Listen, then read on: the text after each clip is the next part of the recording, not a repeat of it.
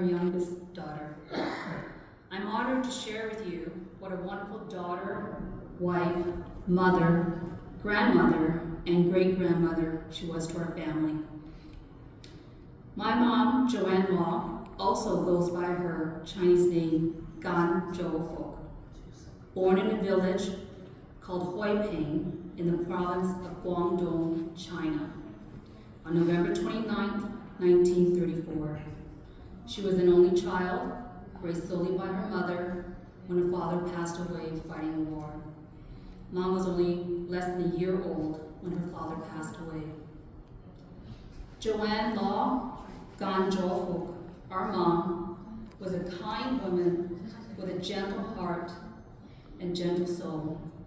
She was a hard worker, fearless, brave, thoughtful, generous, a risk taker, a strong businesswoman with street smart mentality. She doesn't speak much English, but somehow she can figure out things and find a way to get things done. She was a modest woman with simple taste.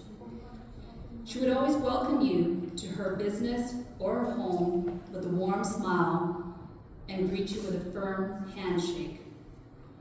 She had a great sense of humor and can put a smile on your face when you're having a bad day. She was a peacemaker and glue to our family. Mom often say to me that it's not what you say, it's what you do and how you make somebody feel that is important. Action speaks louder than words. It's our mom's act of kindness, her act of compassion, her act of bravery, her act of working hard that defines what an amazing woman she is, what an amazing daughter, wife, mother, grandmother, and great-grandmother she is to our family. I'm happy to share a few stories of my mom to highlight how she is this amazing woman, so loving, kind, compassionate, and a hard-working woman with a gentle soul. My mom was a young lady working in the village of Huiping in the mid-1950s. One of her jobs included cutting wood up in the mountain. A female friend, who was also Mom's co-worker, had accidentally took a wrong step and tumbled down a steep mountain.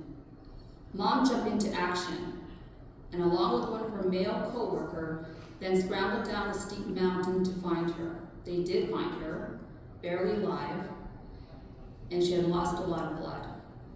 Mom quickly took off her shirt, not caring that she was exposing her bare skin, which was not appropriate in China back then. Mom's only thought was to save her friend.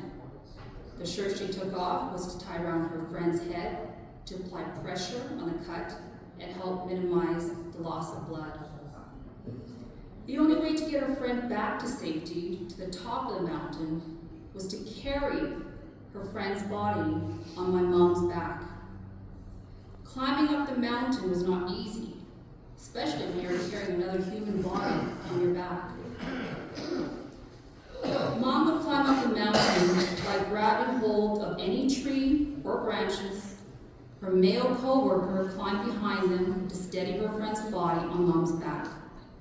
They did eventually reach to the top of the mountain safely, and they were able to save the life of her friend. Mom, In 2009, Mom and I traveled back to our village, Huiping, our first trip back to China since we left in 1975. Mom and her friend, the one she saved, reunited after 34 years. I watched this remarkable reunion where they spoke about that day, how Mom saved her, how she thanked my mom for giving her a second chance to live on and have a family of her own to become a wife, a mother, and a grandmother herself. So I ask you, when you go on your next hiking trip up the mountain, could you do what my mom, Joanne Law, did to save a human life? By carrying that person's body on your back and climbing up a steep mountain to safety. I know I couldn't do it, but my mom did. And her fearless, and brave action resulted in saving her friend's life. Mom and Dad were matched up in China. Dad came from a very poor family and told Mom that he didn't have much to offer her. Mom's response was, as long as you have the willpower to work hard, then we'll be okay. So true to her words. They were husband and wife, as well as business partners. They had 4 children, Mei-Lee, Linda, Oi-Lee, Lily, Lapsan, David, and Yun-Lee, Cindy. They were married for 61 years before Dad passed away in 2014. Dad had immigrated to Canada first, leaving Mom and 4 children behind in China. While Dad was in Calgary, working hard, saving money, sending money home to China, and waiting for the Canada Immigration Office to approve our immigration papers, Mom was back home in China, working in the fields, raising 4 young children, and taking care of her mother-in-law, Dad's mom, all by herself for almost 5 years. When the immigration office in China did not approve Mom's mother-in-law to leave China, citing that her mother-in-law at 70 years old was too old to leave China, my mom could not accept that. There would be no one she could trust to take care of Grandma, her mother-in-law, like she would. Deep in her heart, she did not want to leave her mother-in-law behind. Mom did not want to leave any member of the Law family behind. So imagine back in the 70s in China, when women didn't have much of a voice or power to ask for anything, especially a woman from a farming village. Somehow, it was my mom's creative thinking, her determined attitude, and her ability to communicate and convince the officers at China's immigration office that we need to lead together as a family. When Mom received the approval letter from China's immigration office, she didn't go around the village bragging that she was leaving for a better life to Canada. She didn't go to town to buy the best chicken or barbecue pork to celebrate. She simply tucked the letter into her pocket and went about her day, continued to work like nothing happened. And then the day came, and we left our home in China with the clothes on our back and our documents and passport. Mom, 4 young children, and her 70-year-old mother-in-law. Mom had to leave her own mother behind, but was reunited in Calgary after a 10-year separation. And I know they're reunited again in heaven. Grandma, Mom's mom, passed away 15 years ago this year on July 8. Our mom, Joanne Law, passed away on July 9th. They always said they'll be together again, and now they will be together in heaven. Arriving in Canada and speaking no English, Mom and Dad took on 2 or 3 jobs, each to save money to buy a house so that the entire family can live safely together. Mom and Dad didn't have enough money to close on a purchase, and the only solution was to take on a high-interest loan. Dad was hesitant and nervous, but it was Mom that encouraged Dad to take on the high-interest loan, and it was Mom that assured Dad that they will be financially okay to repay the loan. Mom didn't fully understand what the details of what a high-interest loan was. She just knew that she wanted a home for her family, and she was confident that she would pay off the high-interest loan. And they did.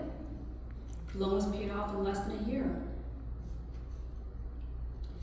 6 months after buying the house, Mom and Dad bought a commercial building in the Forest Lawn community and set up a company called Law's Fresh Produce Limited and launched their bean sprout operation. Running the bean sprout operation was not easy. It was very tough on my parents. While Dad was out marketing the business and making deliveries, it was Mom who managed the entire operation.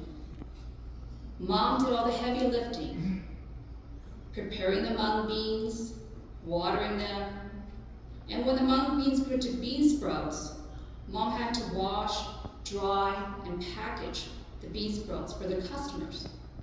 Their customers were Superstore, Safeway, Co-op, Top Made Wholesale Foods, the grocery stores in Chinatown, and the many Chinese and Vietnamese restaurants that needed the bean sprout. Mom was a sole worker on the assembly line. There were no hired help. She did all the manual work because back in those days, we didn't have any computerized system or machines. Mom would be carrying heavy containers, 30 pounds every day, doing this for almost 20 years. You could tell that Mom was tired from the long days of work, but she never complained out loud. She never said that this was too hard and quit. She was a businesswoman that had to make sure that bean sprouts were ready for her customers. She didn't want to let them down. The many years of running the bean sprout operation showed in my mom's hand, a true sign of hard work. 3 years after opening the bean sprout business, my parents then decided to open a restaurant serving Western Chinese food. The restaurant was called Golden City, Gumsing. They divided the commercial building so that one side would be the bean sprout operation and the other side would be the restaurant. Mom ended up managing the operation of both business, the bean sprout and the restaurant, simultaneously 7 days a week. Again, we could see the signs of how tired Mom was, but she never complained out loud. While running these two businesses, Mom also took on the role of grandmother and helped babysat for her first 4 grandchildren.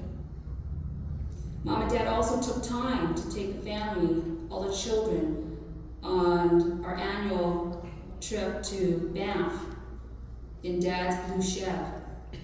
We packed our own lunch, but we had an enjoyable time at Banff.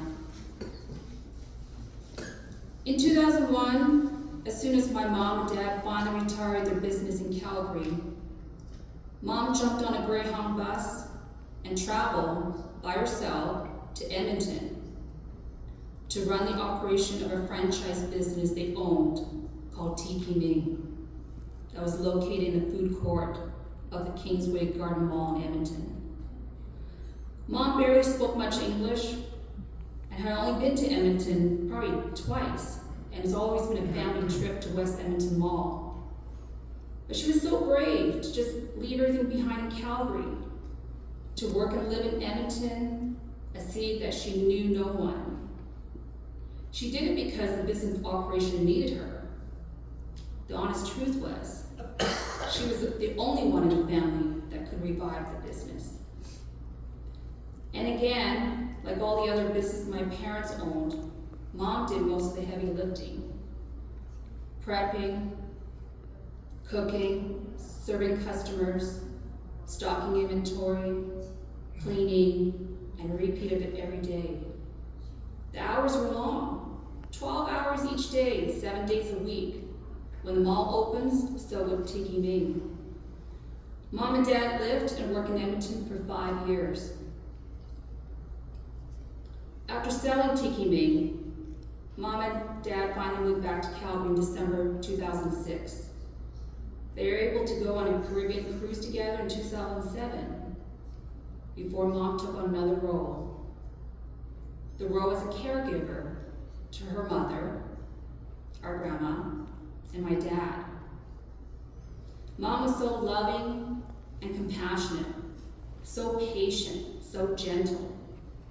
She took care of Grandma until she passed away on July 8, 2009, and continued to be Dad's caregiver until he passed away in September 2014.